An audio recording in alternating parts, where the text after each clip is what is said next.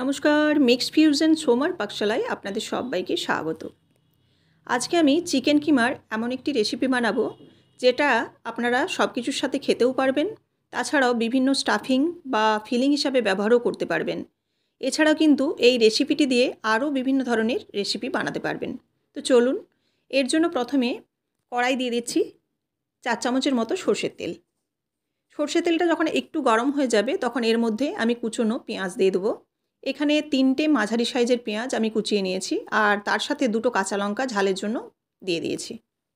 এবার ভালোভাবে নাড়াচাড়া করে নেব। পেঁয়াজটার মধ্যে একটু লবণ দিয়ে দেবো, দিয়ে পেঁয়াজটাকে একটু নরম করে নেব। দেখুন, এর মধ্যে দিয়ে দিচ্ছি লবণ, আর লবণটা দিলে কিন্তু পেঁয়াজটা খুব তাড়াতাড়ি নরম হয়ে যাবে। তো এই জন্য লবণ দিয়ে দিলাম। লবণ দিয়ে নাড়াচাড়া করে নিচ্ছি, করে পেঁয়াজটাকে একটু নরম করে নিচ্ছি। এখানে পেঁয়াজটা কিন্তু খুব একটা গোল্ডেন ব্রাউন করে ভাজার প্রয়োজন নেই, মোটামুটি একটু নরম হয়ে গেলেই হবে, আর পেঁয়াজের যে কাঁচা গন্ধ সেটা চলে গেলে হবে। এবার দেখুন, এই পর্যায়ে দিয়ে দিচ্ছি আমি রসুন বাটা, আর দিয়ে দিচ্ছি আদা বাটা। আদা রসুনটা দেওয়ার পর এটাকে এই পেঁয়াজের সাথে একটু কিন্তু নেড়েচেড়ে ভেজে নেব। মোটামুটি 1 থেকে 1.5 মিনিটের মতো নাড়াচাড়া করে নিচ্ছি। আদাটা একটু ভাজা ভাজা হয়ে গেলে এবার এর মধ্যে গুঁড়ো মশলা আমি দিয়ে দেব। গুঁড়ো মশলার মধ্যে প্রথমেই আমি দেব ধনে গুঁড়ো, ছোটো চামচের 1 চামচ এখানে ধনে গুঁড়ো দিচ্ছি।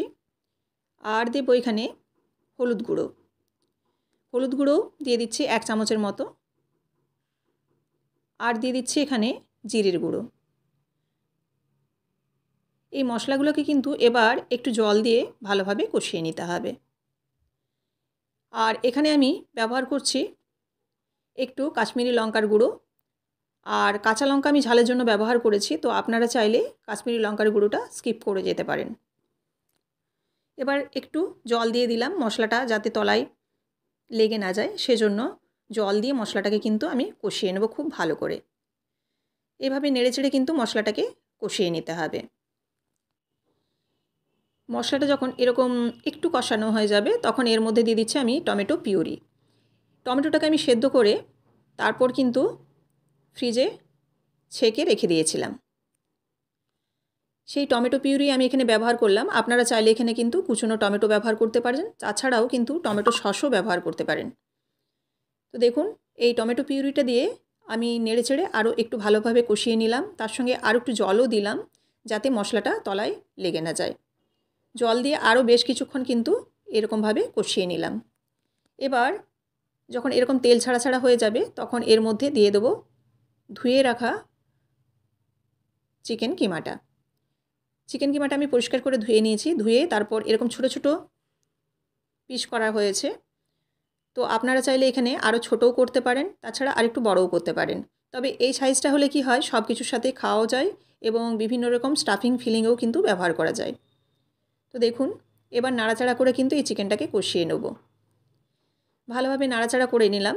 এই পর্যায়ে চাইলে আপনারা 2 থেকে 3 মিনিটের মতো সিম জালে কিন্তু ঢেকে দিতে পারেন। যেহেতু কিমাটা খুব ছোট ছোট আছে সেজন্য সেদ্ধ হতে খুব একটা দেরি হবে না। আমি এজন্য কিন্তু এখানে কোনো ঢাকা চাপা দিচ্ছি না। এবার ভালোভাবে নাড়াচাড়া করে নিলাম। আর চিকেন থেকে দেখুন জল বেরিয়েছে, আর এই জলটাকে কিন্তু খুব ভালোভাবে শুকিয়ে নিতে হবে। জলটাও শুকিয়ে যাবে এবং চিকেনটাও যখন সেদ্ধ হয়ে যাবে তখন এর মধ্যে দিয়ে দেব গরম মশলার গুঁড়ো। এবার দিয়ে দিচ্ছি কসুরি মেথি। এটাকে হাত দিয়ে একটু আমি গুঁড়ো করে নিয়েছি, তারপর কিন্তু এই চিকেনের সাথে দিয়ে দিলাম। আর এই কসুরি মেথিটা অবশ্যই আপনারা দেওয়ার চেষ্টা করবেন, তাতে কি হবে, একটা হোটেলি ফ্লেভার আসবে। তো অবশ্যই আপনারা কিন্তু কসুরি মেথিটা দেওয়ার চেষ্টা করবেন। এবার দিয়ে দিচ্ছি লবণ। আমি পেঁয়াজের সাথে খুব সামান্য লবণ দিয়েছিলাম, তাছাড়াও দেখলাম যে আরও একটু লবণ লাগবে, সেজন্য কিন্তু এই শেষে আমি লবণটা অ্যাড করছি। আপনারা চাইলে আগেও কিন্তু অ্যাড করে দিতে পারেন। এবার ভালোভাবে নাড়াচাড়া করে নিচ্ছি। নাড়াচাড়া করে সমস্ত কিছুকে ভালোভাবে মিশিয়ে নেব। এই রেসিপিটি কিন্তু রুটি, ভাত, পরোটা, লুচি, তাছাড়াও ফ্রায়েড রাইস এবং জিরা রাইস থেকে শুরু করে সব কিছুর সাথেই কিন্তু খেতে পারেন। এছাড়াও আমি আগেই বলেছি যে স্টাফিং বা ফিলিং হিসাবে ব্যবহার করতে পারেন। তাছাড়াও বিভিন্ন ধরনের আপনারা রেসিপিও বানাতে পারেন, যেমন chicken roll, egg chicken roll, singara, sandwich, pizza কিংবা মোগলাই পরোটার পুর হিসাবেও কিন্তু ব্যবহার করতে পারেন। তাছাড়াও বাচ্চাদের রুটির ভেতর যদি এই পুরটা ভরে রোল করে দেন, বাচ্চারাও কিন্তু খুব খুশি মনে খেয়ে নেবে রুটি। এই রেসিপিটি বানিয়ে আপনারা এয়ারটাইট বক্সে 4 থেকে 5 দিন কিন্তু ফ্রিজে ইজিলি রেখে দিতে পারেন। আপনারাও এই রেসিপিটি অবশ্যই ট্রাই করতে পারেন। রেসিপিটি যদি আপনাদের ভালো লেগে থাকে অবশ্যই লাইক, কমেন্ট এবং শেয়ার করে দেবেন। আর এরকমই প্রত্যেকদিন বিভিন্ন ধরনের রেসিপি দেখার জন্য অবশ্যই চ্যানেলটিকে সাবস্ক্রাইব করে বেল বাটনটি প্রেস করে দেবেন। আবারও আপনাদের সাথে দেখা হচ্ছে নেক্সট রেসিপিতে। সবাই ভালো থাকবেন। ধন্যবাদ।